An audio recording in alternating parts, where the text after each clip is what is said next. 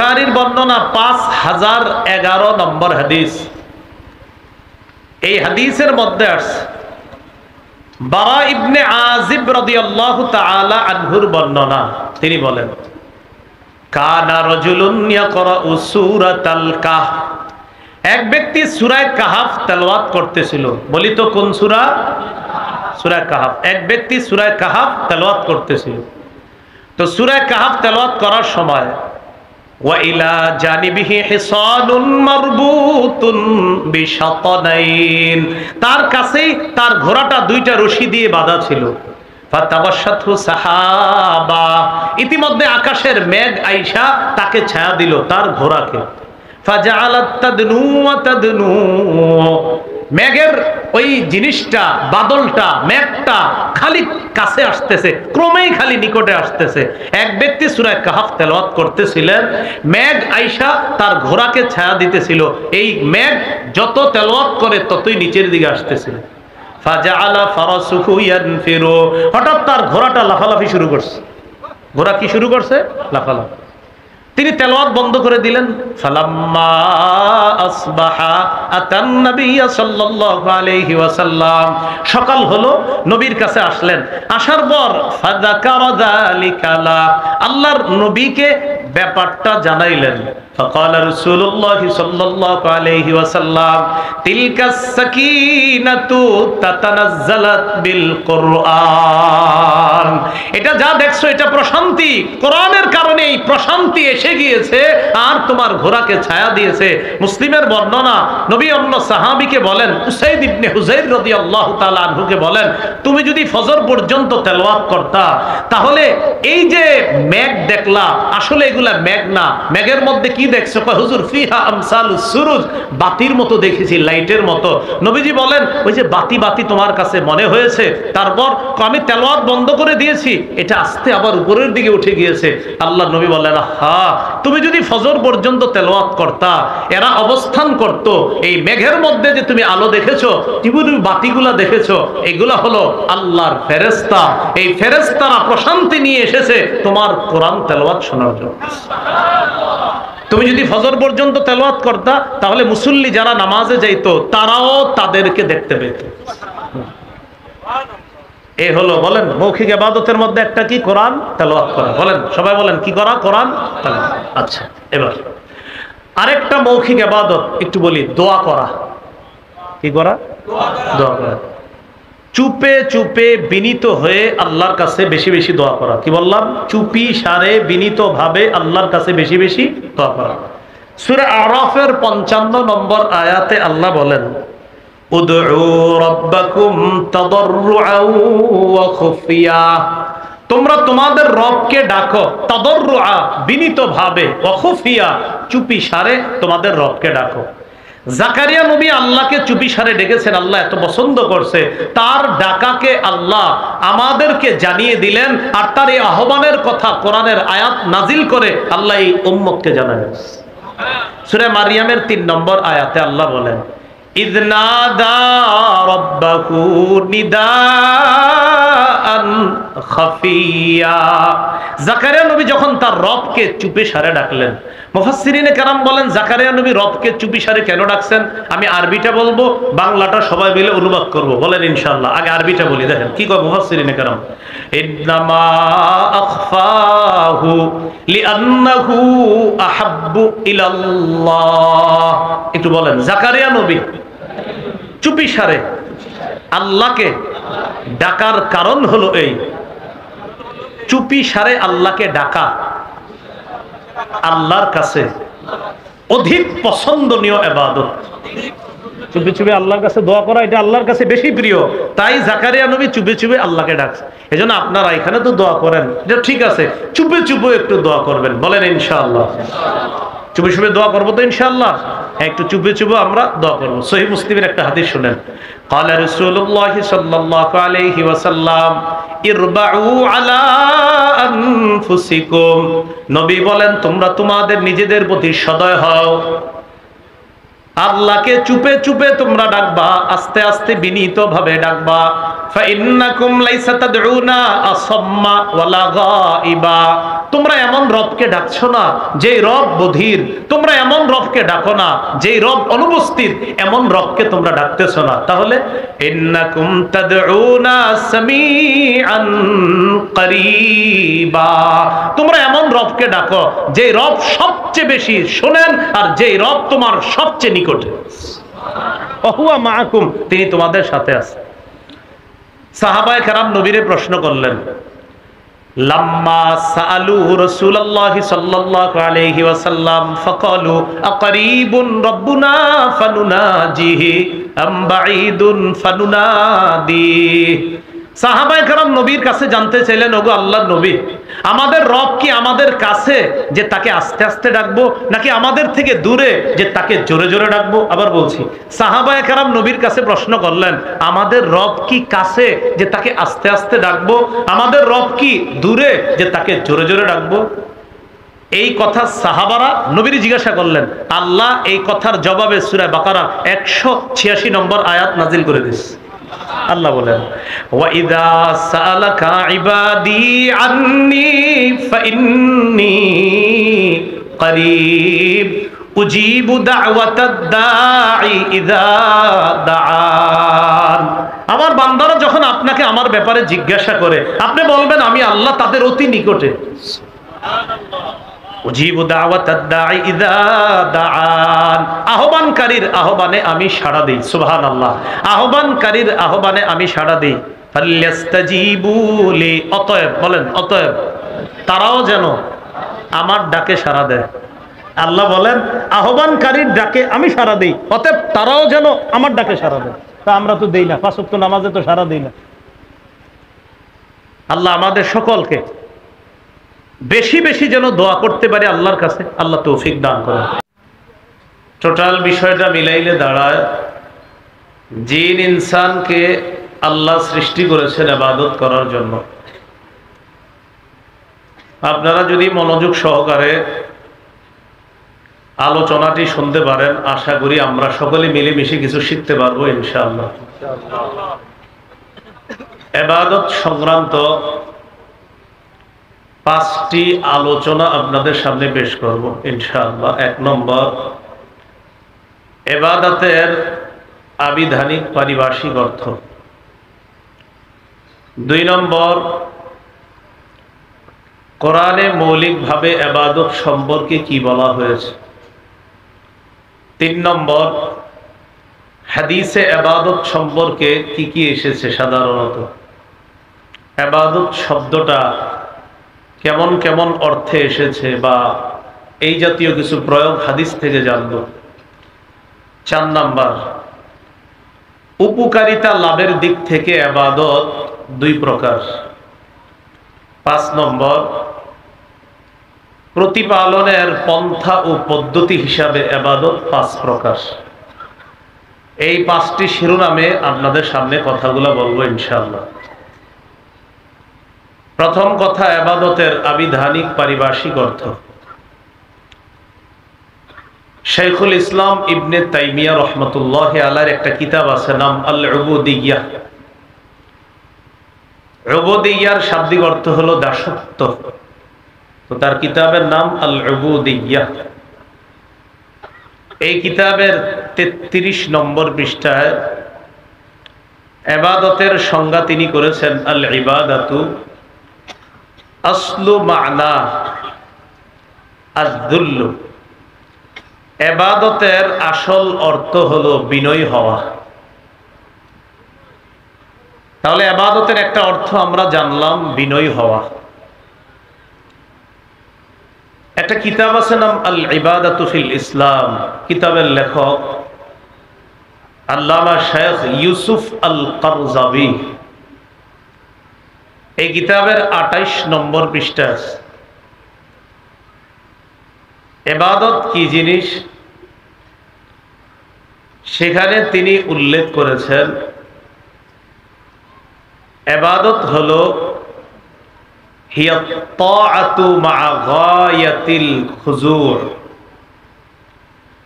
চূড়ান্ত বিনয়ের সাথে আনুগত্য প্রকাশ করাকে ইবাদত বলে।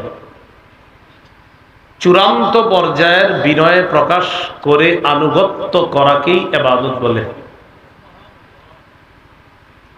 তিনি আরো লেখেন, কুল্লু খুদুইন লাইসা ফাওকাহু খুদু', প্রত্যেক বিনয় যেই বিনয়ের উপর আর কোনো বিনয় হয় না এটাকেই ইবাদত বলে। যেই বিনয়ের চেয়ে আর বিনয় হতেই পারে না এটাকে বলা হয় ইবাদত। ইবাদতের আবিধানিক অর্থটার একটা ফলাফল দাঁড়াইছে আমাদের সামনে, সেটা হলো চূড়ান্ত বিনয় প্রকাশ করার নাম হলো ইবাদত। ইবাদতের পারিভাষিক অর্থ শাইখুল ইসলাম ইবনে তাইমিয়া রাহমাতুল্লাহি আলাইহি আল উবুদিয়্যাহ নামক কিতাবের 23 নম্বর পৃষ্ঠায় তিনি লেখেন, আল ইবাদাহ ইসমুন জামিউন লিকুল্লি মা ইউহিব্বুহুল্লাহু ওয়া ইয়ারদাহ মিনাল আফআলি ওয়াল আ'মালিল বাতিনাতি ওয়াজ যাহিরা। প্রকাশ্য এবং আভ্যন্তরীণ যেই সমস্ত ইবাদত বন্দেগী, চাল চলন, কথাবার্তা আল্লাহকে রাজি করে, খুশি করে, এটাকেই ইবাদত বলে। ইবাদত কথাবার্তা, চাল চলন, সেটা প্রকাশ্যে হোক গোপনে হোক, যেটা আল্লাহকে খুশি করে, রাজি করে, এটাকেই কি বলে? ইবাদত। ইমাম কুরতুবী রহমতুল্লাহ আলাইহি ইবাদতের সংজ্ঞা করেছেন তাফসিরে কুরতুবী 1 নম্বর খণ্ড 255 নম্বর পৃষ্ঠা। ইমাম কুরতুবী বলেন, আল ইবাদাতু ইবারাতুন আন তাওহীদি, তিনি বলেন আল ইবাদা, ইবাদত হলো ইবারাতুন আন তাওহীদিল্লাহ, আল্লাহর একত্ববাদ স্বীকার করার নাম হলো ইবাদত। ওয়ালতিজামি শারাঈ দীনিহি, দ্বীনের নিয়ম কানুন পালন করা হলো ইবাদত। ওয়া আসলুল ইবাদাতি আল খুজু, ইবাদতের মূল হলো বিনয়ী হওয়া। এটা ইমাম কুরতুবীর ইবাদতের পারিভাষিক সংজ্ঞা। এগুলো আজকের আলোচনার প্রথম কথা। আজকের আলোচনার দ্বিতীয় কথা, কোরআনে মৌলিকভাবে ইবাদত সম্পর্কে কি বলা হয়েছে একটু যদি আমার সাথে বলেন। বলেন, ধরনের দিক থেকে ইবাদত দুই প্রকার। ধরন মানে এটা এই ধরনের, উনি এই ধরনের বলি না আমরা, এরকম ধরনগত দিক থেকে ইবাদত দুই প্রকার কোরআনে আসছে। এক আল উবুদিয়্যাতুল আম্মাহ, সাধারণ ইবাদত। আরেকটা আল উবুদিয়্যাতুল খাসা, বিশেষ ইবাদত। সাধারণ ইবাদতের মধ্যে সমস্ত সৃষ্টি শামিল। সূরা মারিয়ামের 93 নম্বর আয়াতে আল্লাহ বলেন, ইন কুল্লু মান ফিস সামাওয়াতি ওয়াল আরদি ইল্লা আতির রহমানি আবদা। আসমান জমিনের যা কিছু আছে সবাই রহমানের কাছে দাস হয়ে উপস্থিত হবে। সবাই সবাই দাস। তাহলে আল্লাহর রাজত্ব আর বরত্বের দাসত্ব এটা সবাই একদিন স্বীকার করবে। যদিও দুনিয়াতে অনেকে মানে না, কিন্তু আসলে তারাও কিন্তু আল্লাহর রিজিক খেয়ে দুনিয়াতে বাঁচতেছে, আল্লাহর বাতাস ভোগ করতেছে। যারা আল্লাহরে বিশ্বাস করে না তারাও, কিন্তু কিয়ামতের ময়দানে সবাই স্বীকার করবে আল্লাহ যে, কিন্তু লাভ হবে না সবারটা, শুধু ইমানদারদেরটা লাভ হবে, বেঈমানরা স্বীকার করেও কোনো লাভ হবে না কিয়ামতের মাঠে। তাহলে সাধারণ ইবাদতের মধ্যে সবাই শামিল। 2 নম্বর বিশেষ ইবাদত। বিশেষ ইবাদতের মধ্যে আল্লাহর শুধু বিশেষ বান্দারা অন্তর্ভুক্ত। সুবহানাল্লাহ। এটা কারা? এটা হলো তারা যারা ইচ্ছায় এবং আল্লাহর মহব্বতে আল্লাহকে খুশি করার জন্য ইবাদত করে। এটা হলো বিশেষ ইবাদত। যেমন সূরা ফুরকানের 63 নম্বর আয়াতে আল্লাহ বলেন, ওয়া ইবাদুর রহমানিল্লাযীনা ইয়ামশুনা আলাল আরদি হাওনা ওয়া ইযা খাতাবাহুমুল জাহিলুনা ক্বালু সালামা। রহমানের প্রকৃত বান্দা তারা যারা পৃথিবীতে বিনয়ী হয়ে হাঁটে, নম্র হয়ে হাঁটে, অহংকার পরিহার করে চলে। وَإِذَا خَاطَبَهُمُ الْجَاهِلُونَ قَالُوا سَلَامًا। মূর্খরা যখন তাদের সাথে তর্ক করতে চায়, মূর্খরা যখন তাদের সাথে তর্কে জড়িয়ে যায়, তখন তারা বলে আসসালামু আলাইকুম। তোমার সাথে আমার কথা বলার সময় নেই, সালাম দেয়।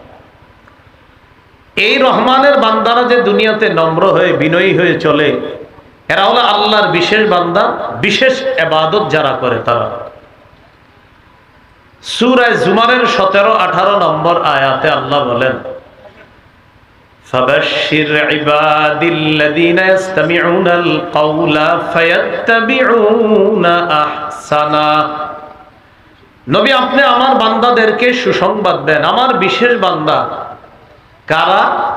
আল্লাযীনা ইসতামিউনাল কাওলা ফায়াত্তাবিউনা আহসানা, যারা কথা মনোযোগ দিয়ে শুনে আর কথার মধ্যে সবচেয়ে উত্তম যে কথাগুলো সেগুলোর অনুসরণ করে তাদের জীবন তারা পরিচালিত করে। এরা হলো আল্লাহর বিশেষ বান্দা।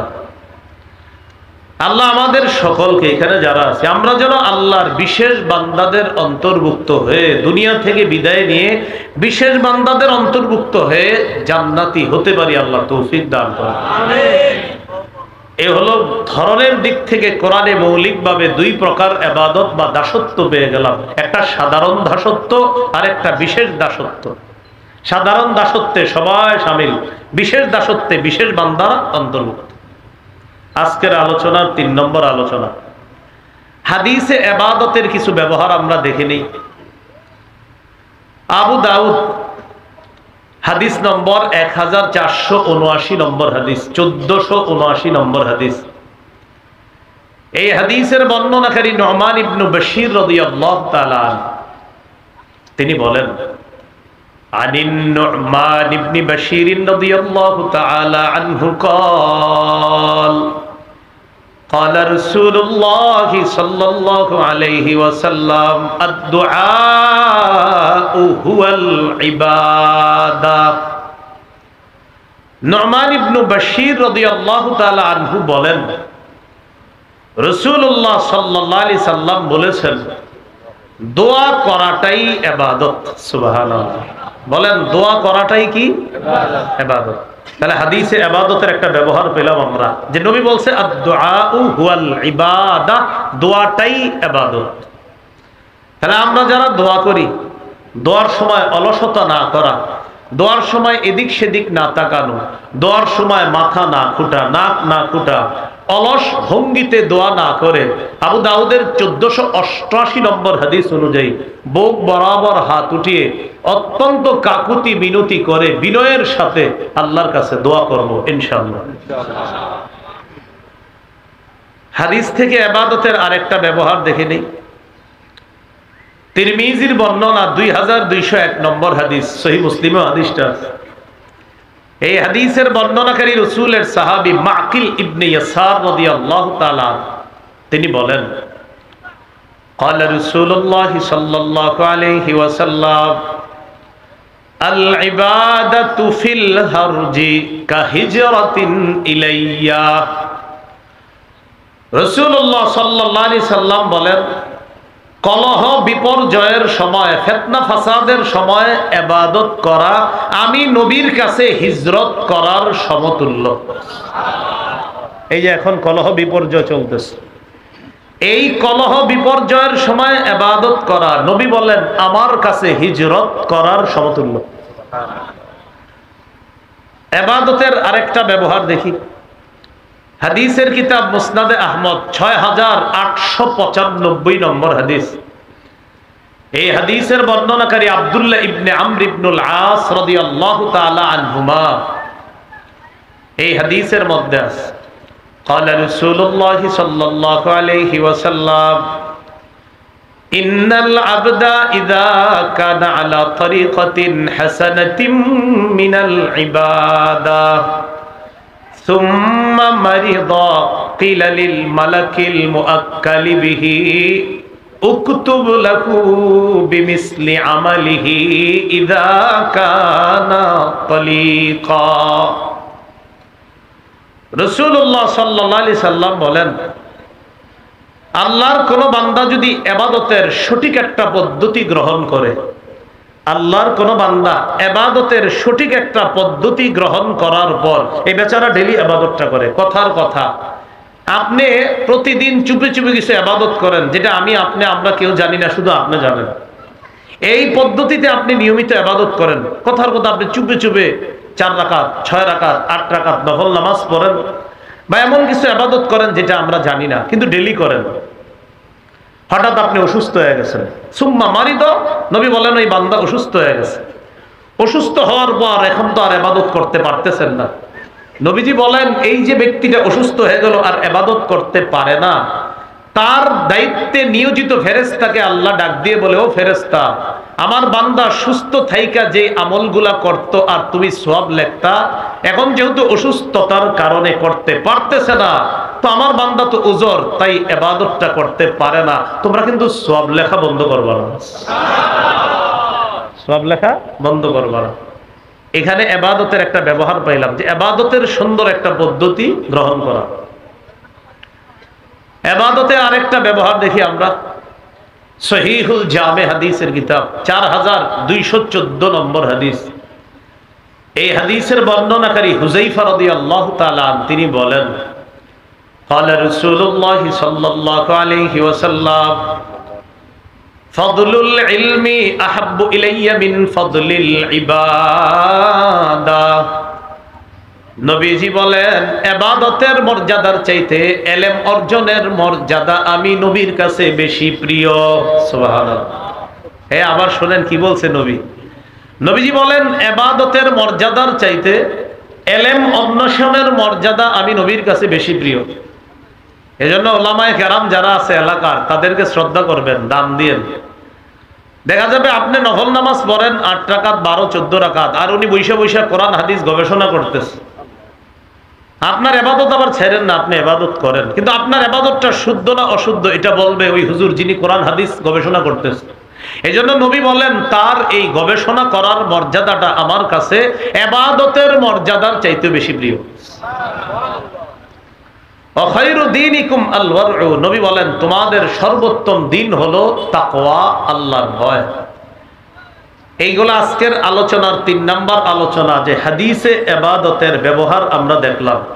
1 নাম্বার মনে আছে, ইবাদতের আবিধানিক পারিভাষিক অর্থ জানলাম। 2, ইবাদতের মৌলিক 2টি প্রকার কোরআন থেকে জানলাম। 3, হাদিস থেকে ইবাদতের কিছু ব্যবহার জানলাম। আজকের আলোচনার 4 নম্বর আলোচনা, একটু আমার সাথে বলতে হবে, বলেন উপকারিতা লাভ করার ক্ষেত্রে, উপকারিতা লাভ করার দিক থেকে ইবাদত 2 প্রকার।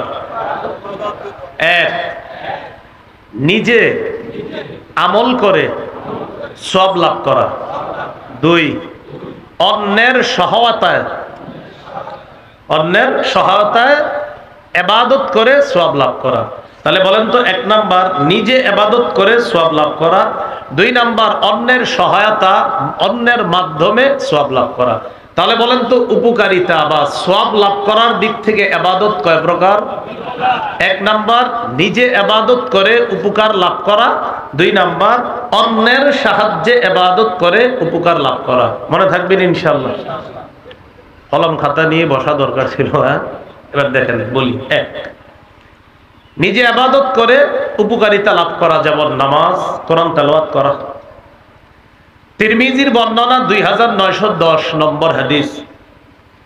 এই হাদিসের মধ্যে আসছে قال رسول الله صلى الله عليه وسلم من قرأ حرفا من كتاب الله فله حسنة। নবীজি বলেন কেউ যদি কোরআনের একটা অক্ষর পড়ে, ফালাহু হাসানা, সাথে সাথে তার আমলনামায় সওয়াব, ওয়াল হাসানাতু বিআশরি আমসালিহা, একটা নেকিকে 10টা বাড়ায়া একটা অক্ষরের কারণে আল্লাহ পাক রব্বুল আলামিন তার আমলনামায় 10টি নেকি লিপিবদ্ধ করে দেয়। কোরআনের এক অক্ষরে কয় নেকি? 10টা। নবীজি বলেন লা আকুলু আলিফ লাম মিম হারফুন ওয়ালাকিন আলিফুন হারফুন ওয়া লামুন হারফুন ওয়া মিমুন হারফুন। নবী বলেন আমি বলছি না আলিফ লাম মিম পুরাটা একটা অক্ষর, এটা বলছি না, বরং আলিফ একটা অক্ষর, বলেন বলেন আলিফ একটা অক্ষর, লাম একটা অক্ষর, মিম একটা অক্ষর, 3 অক্ষরে 10 10 করে 3 10-এ 30টা নেকি তার আমলনামায় আল্লাহ লিপিবদ্ধ করে। পড়েন তো আলহামদু, আবার আলহামদু, 2 বার বললাম, আবার আলহামদু, 3 বার বললাম। প্রত্যেকের আমলনামায় 150টা নেকি লেখা হয়েছে। কিভাবে? হামজা লাম হা মিম দাল 5 অক্ষর, আমরা পড়ছি 3 বার, 5 অক্ষরে 50, আবার পড়ছি 5 অক্ষরে 50, আবার পড়ছি 5 অক্ষরে 50, একদম সত্যি কথা 150 নেকি হিসেবে। এটা হলো নিজে নিজে ইবাদত করে সওয়াব কামাইলাম, এই যে এখন আমরা নিজেরা কইরা সওয়াব কামাইলাম। আরেকটা হলো অন্যের সহায়তা নিয়ে, অন্যের সাহায্য নিয়ে ইবাদত করে সওয়াব কামানো। এটা কেমন? দান করা, সদকা করা। আপনি যারা দান করবেন, যাকে সদকা করবেন, তার মানে ওই লোকটা যাকাত খাওয়ার যোগ্য, তারে যাকাত দিতে পারছেন বলে আপনার সওয়াব হয়েছে, এটা তার মাধ্যমে আপনি সওয়াব কামাই করছেন। কিন্তু যাকাতটা যদি না দেন তো গুনাহ হবে, সওয়াব হবে না। তাহলে গরিব মানুষকে যাকাত দিলেন, তার হক তাকে আদায় করে দিলেন। যাকাত কিন্তু আপনার টাকা না, এটা গরিবের টাকা, যে পাওনা তার টাকা, তো তার টাকাটা তারে দিলেন, সওয়াব আপনি পাইলেন, তো তার সাহায্যে আপনি সওয়াব পাইলেন।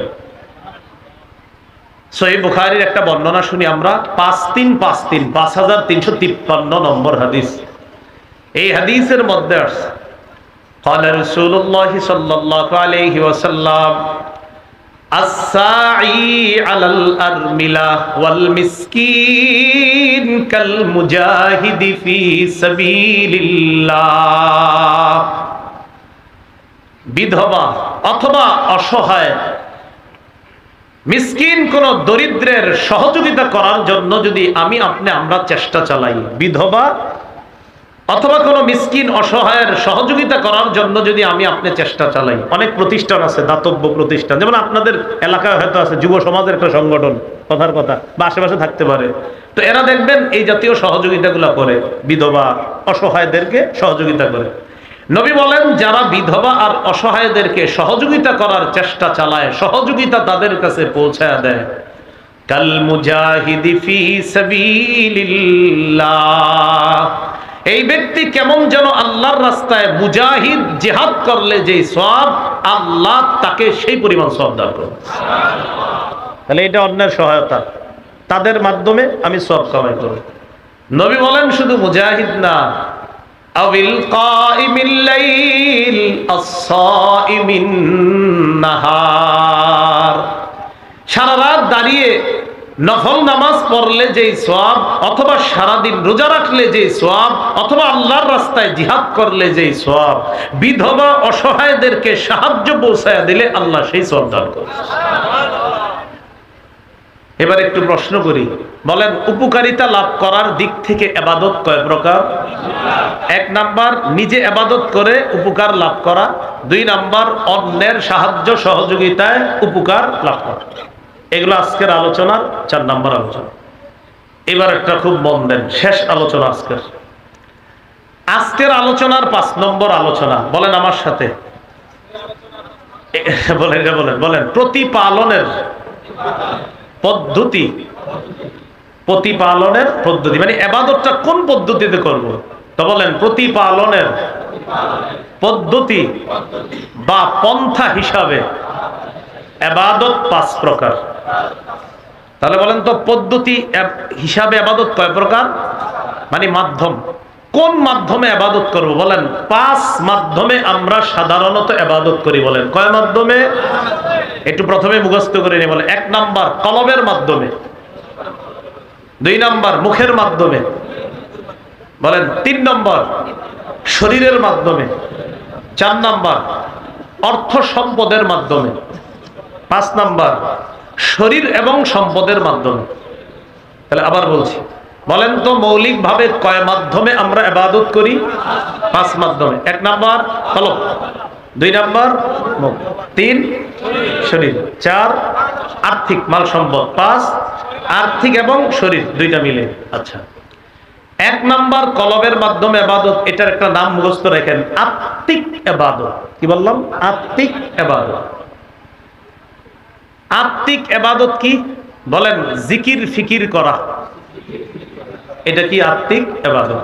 যেমন সূরা আলী ইমরানের 191 নম্বর আয়াতে আল্লাহ বলেন, জ্ঞানী কারা তাদের পরিচয় আল্লাহ দিচ্ছেন। আল্লাহ বলেন, আল্লাযীনা ইয়াযকুরুনাল্লাহা কিয়ামা, তারা জ্ঞানী যারা আল্লাহর জিকির করে দাঁড়িয়ে, ওয়া কুউদা বসে, ওয়া আলা জুনুবিহিম শুয়ে, ওয়া ইয়াতাফাক্কারুনা ফি খালকিস সামাওয়াতি ওয়াল আরদ, আসমান জমিনের সৃষ্টি নিয়ে যারা চিন্তা করে। এই যে চিন্তা করলেন, এটা আত্মিক ইবাদত, অন্তরের ইবাদত।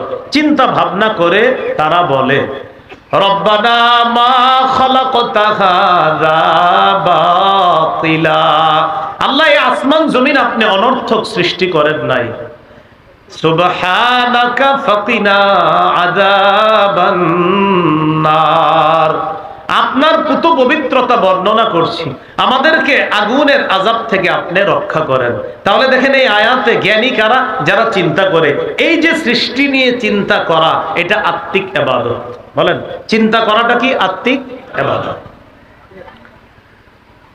আত্মিক ইবাদতের ব্যাপারে এটা জানলাম একটা। আরেকটা হলো, এটা একটু আমার সাথে বলতে হবে, বলেন, আসমান জমিনের রাজত্ব একমাত্র আল্লাহ, আসমান জমিনের মালিকানা একমাত্র আল্লাহ।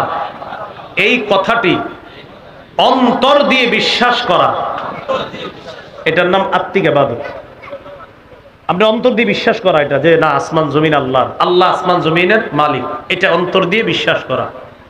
সূরা জুমারের 63-64, সূরা জুমারের 33-34 নম্বর আয়াতে আল্লাহ বলেন, 24 পারা একদম শুরু পৃষ্ঠা, ওয়াল্লাযী জাআ বিস-সিদকি ওয়া সাদ্দাকা বিহি উলাইকা হুমুল মুত্তাকুন, যারা সত্য নিয়ে এসেছে এবং সত্যকে সত্য বলে মেনে নিয়েছে। আল্লাহ বলেন তারাই মুত্তাকি, যারা সত্য নিয়ে এসেছে এবং মন থেকে সত্যকে সত্য বলে যারা মেনে নিয়েছে, তারা মুত্তাকি। লাহুম মা ইয়াশাউনা ইনদা রাব্বিহিম, তাদের জন্য তাদের রবের কাছে তা রয়েছে যা তারা চায়, আল্লাহ তাদেরকে তাই দান করবে। তাহলে অন্তর দিয়ে মনে প্রাণে এটা বিশ্বাস করা, রাজত্ব ক্ষমতা একমাত্র আল্লাহ। সূরা হুজুরাতের 15 নম্বর আয়াতে আল্লাহ বলেন, ইন্নামাল মুমিনুনা আল্লাযীনা আমানু বিল্লাহ ওয়া রাসূলিহি সুম্মা লাম ইয়ারতাবু ওয়া জাহাদু বিআমওয়ালিহিম ওয়া আনফুসিহিম ফি সাবিলিল্লাহ।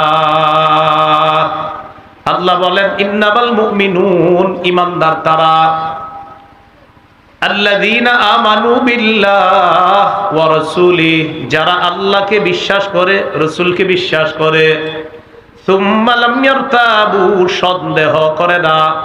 ঈমানদার তারা যারা আল্লাহকে বিশ্বাস করে, রাসূলকে বিশ্বাস করে, সন্দেহ করে না।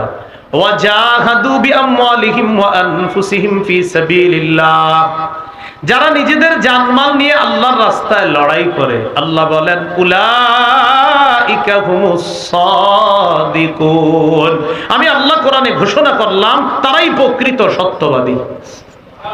তাহলে মন থেকে বিশ্বাস, জব পরিমাণ কল্যাণ থাকে, জব পরিমাণ কল্যাণ, জব পরিমাণ কল্যাণ।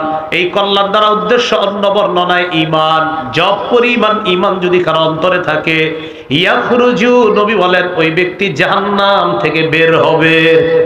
ইয়াখরুজু, বের হবে, মান, ওই ব্যক্তি, কালা, যে বলে লা ইলাহা ইল্লাল্লাহ, আল্লাহ ছাড়া কোনো ইলাহ নাই, আর তার কলবে যদি জব পরিমাণ কল্যাণ থাকে, ঈমান থাকে, সে একদিন জাহান্নাম থেকে বের হয়ে জান্নাতে যাবে।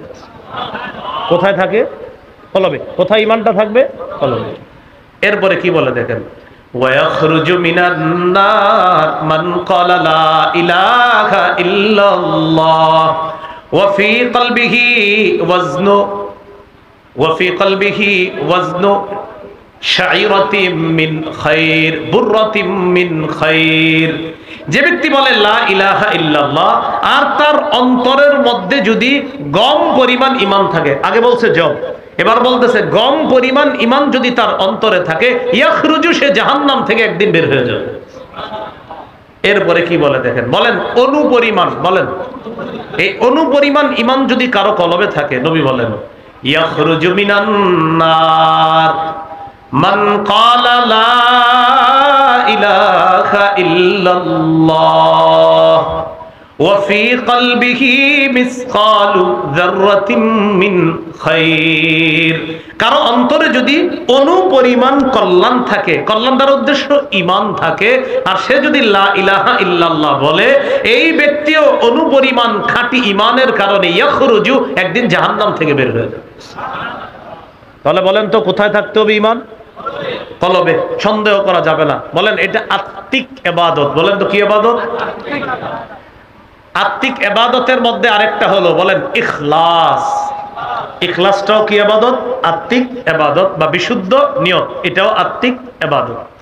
সূরা আনআমের 52 নম্বর আয়াতে আল্লাহ বলেন ওয়ালা তাতরুদিল্লাযীনা ইয়াদউনা রাব্বাহুম বিল গাদাতি ওয়াল আশিয়্যি ইউরিদুনা ওয়াজহা। নবী আপনি তাদেরকে তাড়িয়ে দিবেন না যারা তাদের রবকে সকাল সন্ধ্যায় ডাকে, রবের সন্তুষ্টি অর্জন করার জন্য দিল থেকে ইখলাসের সাথে রবকে ডাকে। হাবিব আপনি তাদেরকে তাড়িয়ে দিবেন না, রবকে ডাকে, দিল থেকে ডাকে, ইখলাসের সাথে ডাকে, তাদেরকে আপনি তাড়িয়ে দিবেন না। ইবনে মাজাহ 3056 নম্বর হাদিস, এই হাদিসের মধ্যে আসছে ক্বালা রাসূলুল্লাহ সাল্লাল্লাহু আলাইহি ওয়াসাল্লাম সালাসুন লা ইউযিল্লু আলাইহিন্না কলবু মুমিন। তিন ব্যক্তির তিনটি ব্যাপারে মুমিনের অন্তর প্রতারণা করতে পারে না। একটু বলি, আমরা মুখস্থ হয়ে যাবে। বলেন কয় ব্যাপারে মুমিনের অন্তর প্রতারণা করতে পারে না? তিন ব্যাপারে। তিনটি ব্যাপারে মুমিনের অন্তর প্রতারণা করতে পারে না। এক নাম্বার ইখলাসুল আমালি লিল্লাহ। মুমিন যত আমল করবে সব ইখলাসের সাথে করবে, এই ইখলাসের সাথে আমল করার ক্ষেত্রে মুমিনের অন্তর প্রতারণা করতে পারে না। দুই নাম্বার ওয়ান নাসিহাতু লিউলাতিল মুসলিমিনা। দুই নাম্বার মুসলিম শাসকদেরকে উপদেশ দেওয়ার ক্ষেত্রে মুমিনের অন্তর প্রতারণা করতে পারে না। মুসলিম শাসকদেরকে উপদেশ দেওয়ার ক্ষেত্রে, মুসলিম শাসক ভুল করতেছে, তার ভুল ধরিয়ে দেওয়া, তাকে উপদেশ দেওয়ার ক্ষেত্রে মুমিনের অন্তর প্রতারণা করতে পারে না। তিন নাম্বার ওয়ালুজুমু জামাআতিহিম। মুমিন জামাতবদ্ধ থাকার ক্ষেত্রে তার অন্তর প্রতারণা করতে পারে না। দেখেন তিনটার মধ্যে একটা হলো ইখলাসের সাথে আমল করার ক্ষেত্রে মুমিনের অন্তর প্রতারণা করে না। আল্লাহ আমাদের সকলকে আত্মিক ইবাদত তথা ইখলাস বা বিশুদ্ধ নিয়ত আমরা যেন আরো মজবুত ভাবে অন্তরে ধারণ করতে পারি, আল্লাহ তৌফিক দান করুন। এই হলো আত্মিক ইবাদত। সহিহ বুখারীর বর্ণনা 7501 নম্বর হাদিস। এই হাদিসটি হাদিসে কুদসি। একটু মন দিয়ে শুনেন আল্লাহ কি বলে। ক্বালা রাসূলুল্লাহ সাল্লাল্লাহু আলাইহি ওয়াসাল্লাম ক্বালা আল্লাহু আযজা ওয়া জাল্লা ফিল হাদিসিল কুদসি। আল্লাহ হাদিসে কুদসির মধ্যে বলেন ইযা আরাদা আবদি আইয়ামালা সাইয়্যাতান ফালা তাকতুবুহা আলাইহি হাত্তা ইয়ামালাহা। আল্লাহ বলেন আমার বান্দা যখন কোনো গুনাহের ইচ্ছা করে, ও ফেরেশতারা গুনাহটা না করা পর্যন্ত তার গুনাহ লিখবা না। সুবহানাল্লাহ। আল্লাহ বলেন আমার বান্দা যখন কোনো গুনাহের ইচ্ছা করে, গুনাহটা না করা পর্যন্ত তার গুনাহ লিখবা না।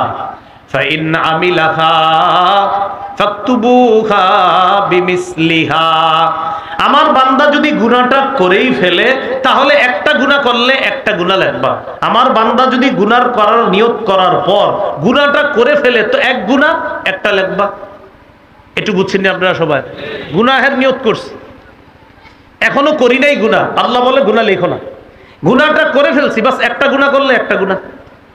এবার কি বলে দেখেন, ওয়া ইন তারাকাহা মিন আজলি, বান্দা গুনাহের সামনে গেছে, যাওয়ার পর মনে পড়ছে না আমি করবো না গুনাহটা, আমার আল্লাহরে আমি খুশি করব, এই আল্লাহরে খুশি করার জন্য গুনাহটা পরিত্যাগ করছে, গুনাহটা ছেড়ে দিয়েছে। আল্লাহ বলেন গুনাহ যেহেতু আমার জন্য ছেড়ে দিয়েছে, ফাকতুবুহা লাহু হাসানা, তার এই ছেড়ে দেওয়ার মানসিকতার কারণে তার আমলনামায় একটা নেকি লিপিবদ্ধ করে দাও। এবার কি বলে দেখেন, ওয়াইদা আরাদা আন ইয়ামালা হাসানাতান, আমার বান্দা যদি কোনো নেক কাজ করার নিয়ত করে, ফালাম ইয়ামালহা, এখনো কাজটা করে নাই। আপনারা নিয়ত করেছেন এই মাহফিলে আসবেন, আসলে নিয়ত করছেন মন থেকে, কিন্তু কোনো কারণে অনেকে আসতে পারে নাই। আসতে যারা পারে নাই কিন্তু নিয়ত করছে, আল্লাহ বলেন ফাকতুবুহা লাহু হাসানা, নিয়ত তো করছে, তার পরিপূর্ণ নিয়ত ছিল, হঠাৎ তার আম্মা অসুস্থ হয়েছে, হসপিটালে নিয়ে গেছে, তাই আসতে পারে নাই, যাক নিয়ত তো করছে, খাঁটি নিয়ত, তার আমল নামায় একটা সওয়াব লেখা দেব। এবার কি বলে দেখেন, ফাইন আমিলাহা ফাকতুবুহা লাহু বিআশরি আমসালিহা ইলা 700 দিআফিন, আমার বান্দা যদি নেকির কাজটা করে ফেলে, তাকে 10 থেকে 700 গুণ পর্যন্ত বাড়ায়া সওয়াব লেখা দেব। তাহলে নিয়তের দাম আছে না নাই? না আত্মিক ইবাদত। কি নিয়ত? কি ইবাদত? আমাদের আর্থিক না, আত্মিক, অন্তরের। মনে আসেনি মাধ্যম, যেই মাধ্যমে ইবাদত করি, এই মাধ্যম হিসাবে ইবাদত কয় প্রকার? এক নাম্বার আত্মিক ইবাদত। এই আলোচনা চলছে আমাদের। সহিহ মুসলিমের বর্ণনা 1909 নম্বর হাদিস। এই হাদিসটি সবাই একটু মন দিয়ে শুনবেন, শোনার পর আমি জিজ্ঞাসা করবো, বুঝা শুনে হাত তুলেন, দেখেন কি বলে নবী। قال رسول الله صلى الله عليه وسلم من سأل الله الشهادة بصدق, নবী বলেন কেউ যদি দিল থেকে শহীদ হওয়ার নিয়ত করে, কামনা করে, আল্লাহর কাছে যদি চায়, আল্লাহ তোমার কাছে আমি শাহাদাত চাই, দিল থেকে। কারা কারা আসলেই দিল থেকে চান? সত্যি?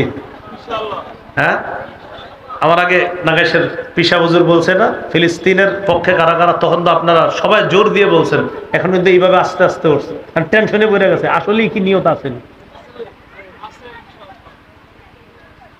নবী বলেন কেউ যদি সত্যিকার অর্থে দিল থেকে শাহাদাতের নিয়ত করে, বাল্লাগাহুল্লাহু মানাজিলাশ শুহাদা ওয়া ইন মাতা আলা ফিরাশিহি, ওই ব্যক্তি যদি তার ঘরের বিছানায়ও মারা যায়, আল্লাহ তাকে শহীদদের মর্যাদায় পৌঁছায় দিল।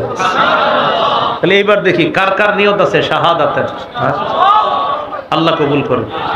তাহলে আবার বলছি দেখেন, ও আমাদের ওই যে শিল্পী অন্ধ হাবেশ সাহেব, উনি তো কত সুন্দর গজলের মাধ্যমে আপনাদের কাছ থেকে জানতে চাইলো, তখন তো সবাই ঠিক ঠিক করে সমর্থন জানাইলেন। আল্লাহ আমাদের সকলের এই মনের নীলের তামান্না যেন আমরা যেন মজবুতির সাথে নিয়ত রাখতে পারি যে আল্লাহ যদি কখনো সুযোগ করে দেয়, আমরা ইনশাআল্লাহ শহীদ হওয়ার জন্য প্রস্তুত। তাহলে কি জানলাম? দিল থেকে কেউ শহীদ হওয়ার নিয়ত করছে, ঘরের বিছানায়ও যদি মারা যায়, আল্লাহ তাকে শহীদদের মর্যাদায় পৌঁছে দেবে। এলা আত্মিক ইবাদত, অন্তরটা আল্লাহ দেখে। আরেকটা দলিল আমরা শুনি, সহিহ বুখারী 2839 নম্বর হাদিস, 2839।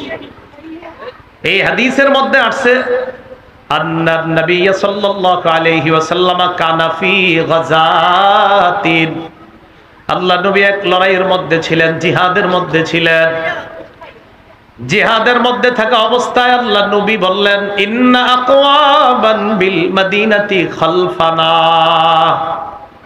আমাদের পিছনে মদিনায় একদল সম্প্রদায় যারা আমাদের সাথে জিহাদে আসতে পারে নাই। নবী বলতেছেন একদল মুসলমান আমাদের পিছনে মদিনায় রয়ে গিয়েছে, তাদের নিয়ত ছিল জিহাদে আসার, কিন্তু তারা জিহাদে আসতে পারে নাই।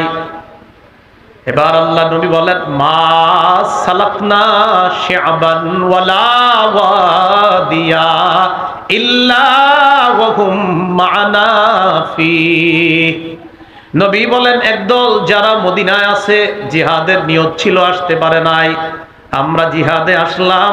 জিহাদে রওনা করার পর যতগুলা ঘাটি আর উপত্যকা আমরা অতিক্রম করলাম, প্রত্যেকটা ঘাটি অতিক্রম করার সময় যেই সওয়াব আল্লাহ আমাদেরকে দিয়েছেন, যারা আসতে পারে নাই তাদেরকেও আল্লাহ সমপরিমাণ সওয়াব দিয়ে দিয়েছেন। কেন? নিয়ত ছিল। এই তো মাশাআল্লাহ বুঝে আসছে, নিয়ত ছিল। আসতে পারে নাই। নবী কয় কেন আসে নাই? হাবাসাহুমুল উযর, ওজর তাদেরকে আটকে দিয়েছে। কেউ ছিল অন্ধ, কেউ পায়ে সমস্যা ছিল, বিভিন্ন ওজরের কারণে আসতে পারে নাই। এই যে দেখেন আজকে যে ভাইটা গজল গাইলো, আল্লাহ কখনো যদি তৌফিক দেয় আমরা যেতে পারবো যারা দেখি, কিন্তু এই ভাই তো ওজরের কারণে যেতে পারবে না। তো তার নিয়ত আছে কিন্তু যেতে পারবে না। ওজর কথাটা সবার মনে থাকবে তো ইনশাআল্লাহ? তাহলে বলেন তো মাধ্যম কয় মাধ্যমে ইবাদত করি? এক নাম্বার কলব। এই গেল আজকে আমাদের 5 ধরন, মানে 5 পদ্ধতি বা অবলম্বন করে যে ইবাদত করি। এক নাম্বার আত্মিক ইবাদত গেল। 2 মৌখিক। বলেন 2 নাম্বার মৌখিক ইবাদত। মৌখিক ইবাদত কি? এই যে আমি এখন মৌখিক ইবাদতে আছি, সুবহানাল্লাহ। এই যে বলেন সুবহানাল্লাহ, বলেন, এই তো মৌখিক ইবাদত হয়ে গেছে। আবার বলেন, এই যে মৌখিক ইবাদত। সালাম দিলেন আসসালামু আলাইকুম ওয়া রাহমাতুল্লাহ, তো তিনি জবাব দিলেন ওয়া আলাইকুম আসসালাম ওয়া রাহমাতুল্লাহ। মৌখিক ইবাদত। মৌখিক ইবাদতের মধ্যে শ্রেষ্ঠ ইবাদত হলো, একটু বলেন, লা ইলাহা ইল্লাল্লাহ। এটা শ্রেষ্ঠ ইবাদত। মৌখিক ইবাদতের মধ্যে এটা কি ইবাদত? শ্রেষ্ঠ ইবাদত। সহিহ বুখারীর বর্ণনা 25 নম্বর হাদিস, আব্দুল্লাহ ইবনে ওমর রাদিয়াল্লাহু তাআলা আনহুমার বর্ণনা, তিনি বলেন, উমিরতু আন উকাতিলান নাস হাত্তা ইয়াশহাদু আন লা ইলাহা ইল্লাল্লাহ ওয়া আন্না মুহাম্মাদার রাসূলুল্লাহ। আব্দুল্লাহ ইবনে ওমর রাদিয়াল্লাহু তাআলা আনহুমা বলেন, মানুষ যতক্ষণ আল্লাহ ছাড়া কোনো ইলাহ নাই এবং মুহাম্মদ সাল্লাল্লাহু আলাইহি ওয়াসাল্লাম আল্লাহর রাসূল, এই সাক্ষ্য যতক্ষণ না দিবে ততক্ষণ পর্যন্ত আমি আদিষ্ট হয়েছি, আমাকে আদেশ করা হয়েছে তাদের বিরুদ্ধে লড়াই করার জন্য আমাকে আদেশ করা হয়েছে। যতক্ষণ তারা এই সাক্ষী না দিবে লা ইলাহা ইল্লাল্লাহ। সহিহ বুখারীর 26 নম্বর হাদিস, সুইলা রাসূলুল্লাহ সাল্লাল্লাহু আলাইহি ওয়াসাল্লাম আইয়ুল আমালি আফযালু ইয়া রাসূলুল্লাহ। আল্লাহ নবীর কাছে জানতে চাওয়া হলো কোন আমল সবচেয়ে শ্রেষ্ঠ। নবীজি জবাব দিলেন ঈমানুন বিল্লাহি ওয়া রাসূলিহি। সবচেয়ে শ্রেষ্ঠ ইবাদত আল্লাহকে আল্লাহ বলে মেনে নেওয়া, রাসূলকে রাসূল বলে মেনে নেওয়া, এটা সবচেয়ে শ্রেষ্ঠ ইবাদত। সুবহানাল্লাহ। তাহলে মৌখিক ইবাদতের মধ্যে শ্রেষ্ঠ লা ইলাহা ইল্লাল্লাহ, এই কালিমা অথবা কালিমায়ে শাহাদাত, যেটা আশহাদু আল্লা ইলাহা ইল্লাল্লাহ ওয়া আশহাদু আন্না মুহাম্মাদান আবদুহু ওয়া রাসূলুহু, এগুলা মৌখিক ইবাদতের মধ্যে শ্রেষ্ঠ ইবাদত। বলেন মৌখিক ইবাদতের মধ্যে শ্রেষ্ঠ। মৌখিক ইবাদতের মধ্যে আরেকটা ইবাদত, বলেন তিলাওয়াতুল কোরআন। কি পড়ি? বলেন আলহামদুলিল্লাহি রাব্বিল আলামিন।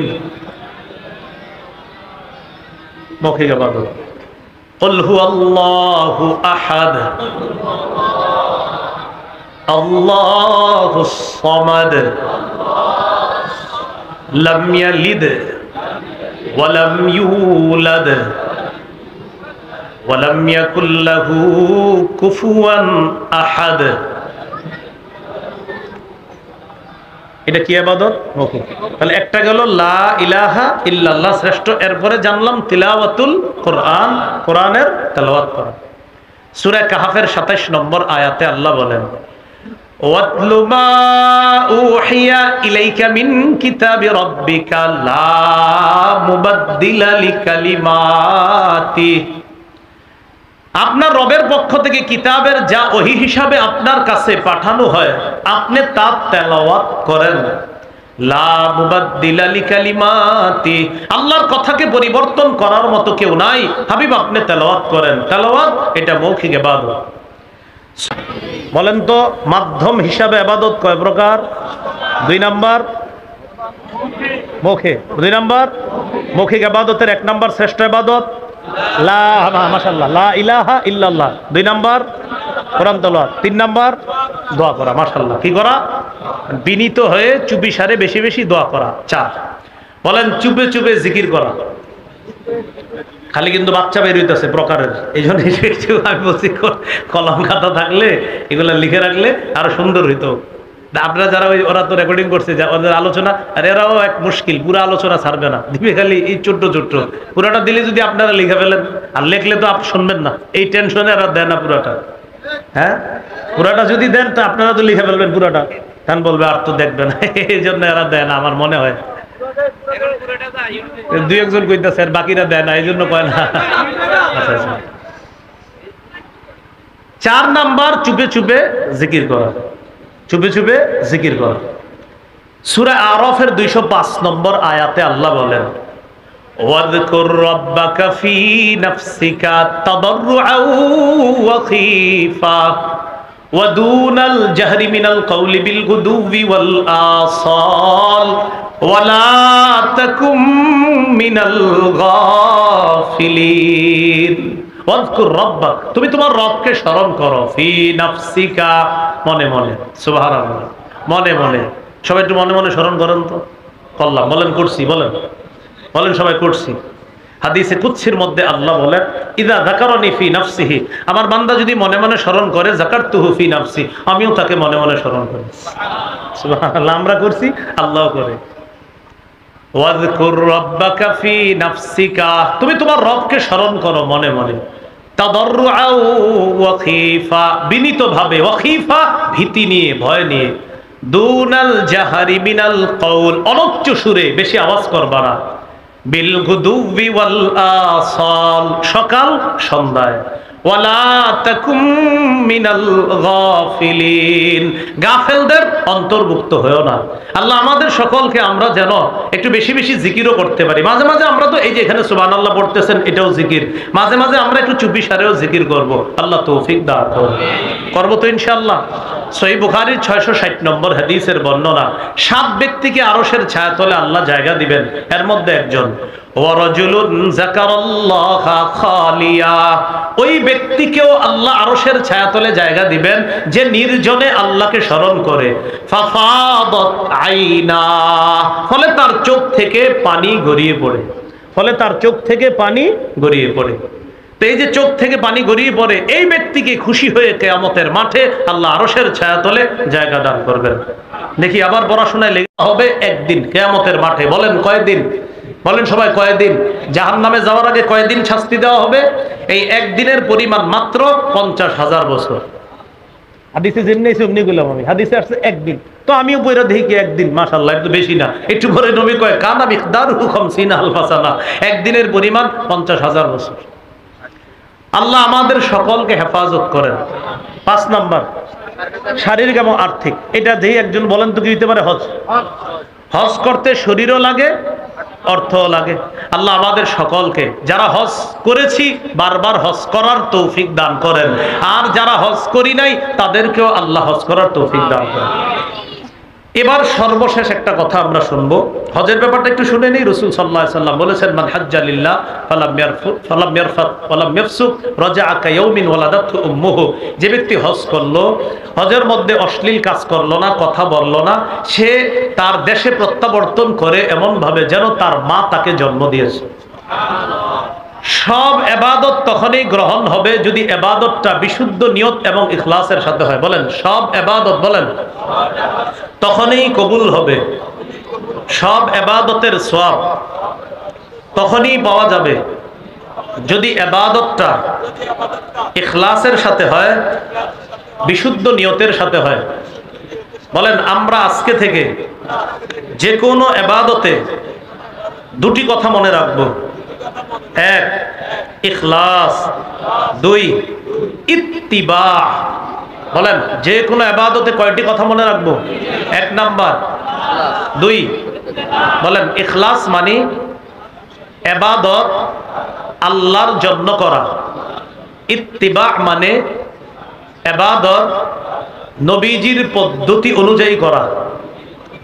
আল্লাহর জন্য ইবাদত করলে সেই ইবাদতটা হবে খাঁটি, নবীর পদ্ধতিতে ইবাদত করলে সেই ইবাদত হবে সঠিক। কি বললাম? কি বললাম? আল্লাহর পদ্ধতিতে, আল্লাহকে খুশি করার জন্য ইবাদত করলে সেটা হবে খাঁটি, নবীর পদ্ধতিতে ইবাদত করলে সেটা হবে সঠিক।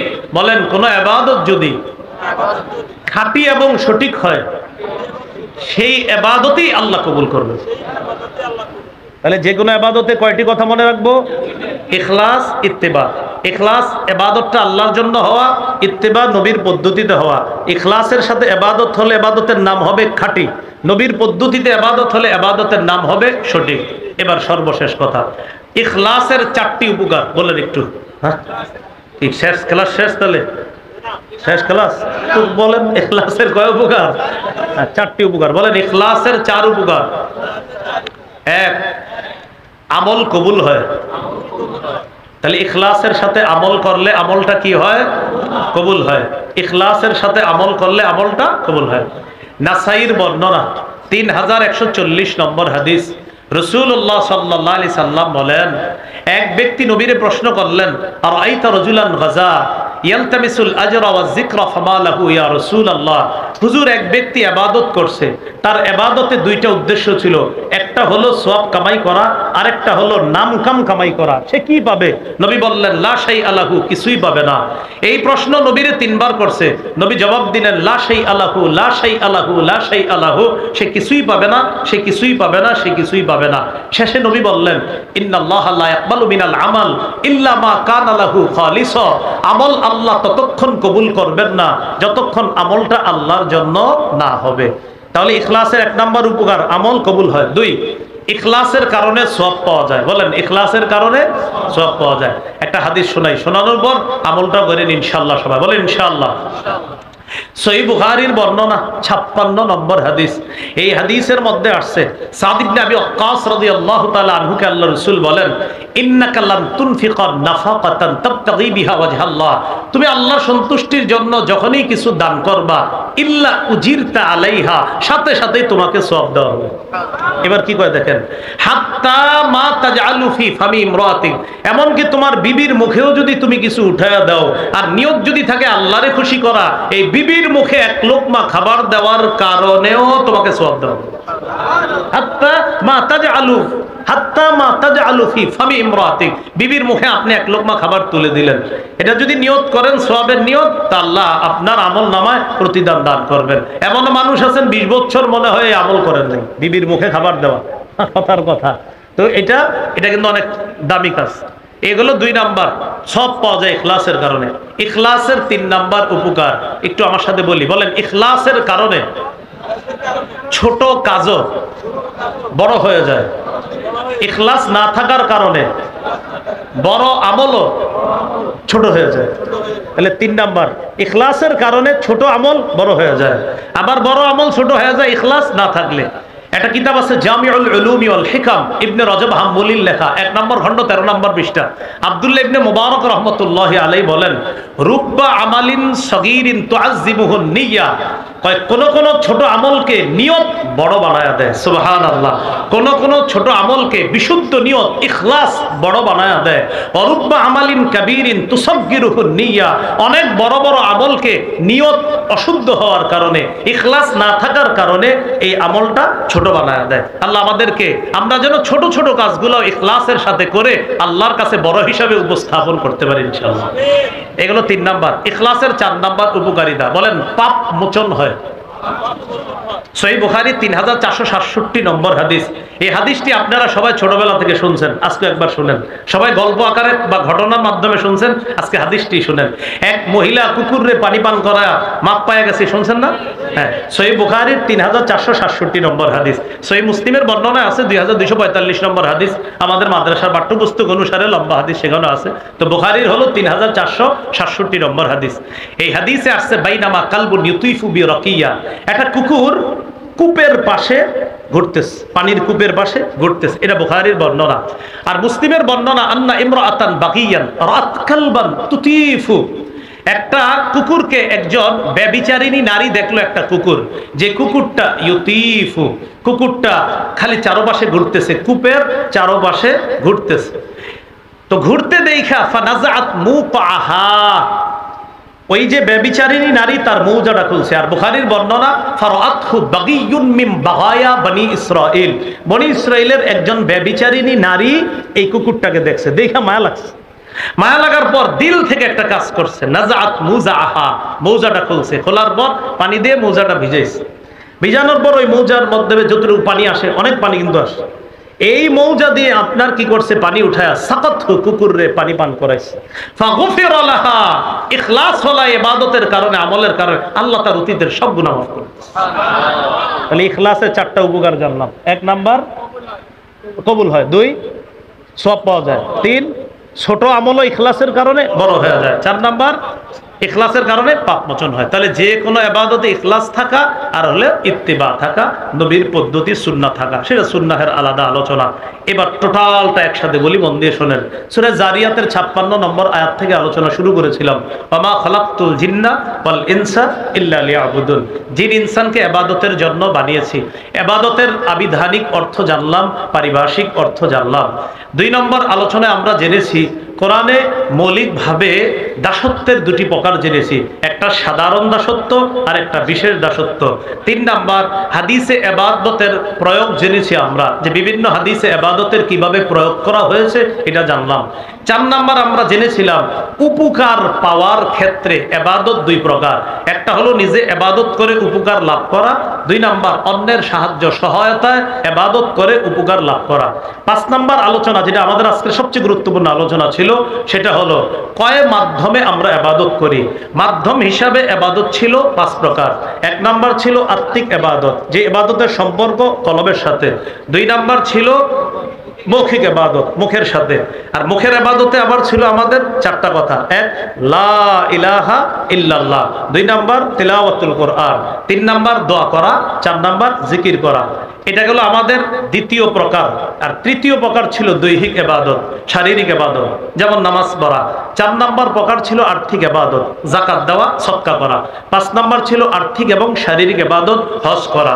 সবগুলার শেষে একটা সারনির্যাস জানছি, সব ইবাদতে ইখলাস থাকা। হুজুর ইখলাসের কি উপকার? 4টা উপকার জানছি। ইখলাসের সাথে করার কারণে আমল কবুল হয়, ইখলাসের সাথে করার কারণে সওয়াব পাওয়া যায়, ইখলাসের সাথে করার কারণে ছোট কাজও বড় হয়ে যায়, ইখলাসের সাথে করার কারণে পাপ মোচন হয়। ইখলাসের পাশাপাশি আরেকটা জেনেছি, শুধু ইখলাস হলেই হবে না, ইত্তিবা থাকতে হবে। প্রতিটা আমল ইখলাসের সাথে করতে হবে, প্রতিটা ইবাদত ইখলাসের সাথে করতে হবে, সাথে সাথে নবীর শিখানো পদ্ধতি অনুযায়ী করতে হবে। যদি করতে পারি তাহলে ইবাদতের নাম হবে খাঁটি এবং বিশুদ্ধ। খাঁটি আর বিশুদ্ধ ইবাদত যদি আল্লাহর কাছে পেশ করতে পারি, আল্লাহ কবুল করবেন, সওয়াব দান করবেন। আল্লাহ আমাদের সকলকে যে কথাগুলো শুনলাম বললাম, আমরা সবাই যেন এইভাবে কিছু কিছু তো মনে থাকবে আপনাদের, তো অন্যদেরকেও পৌঁছায় দিবেন। চা স্টলে বৈশা পরস্পরে আলোচনা করবেন, একজন আরেকজনের সাথে মোজাকারা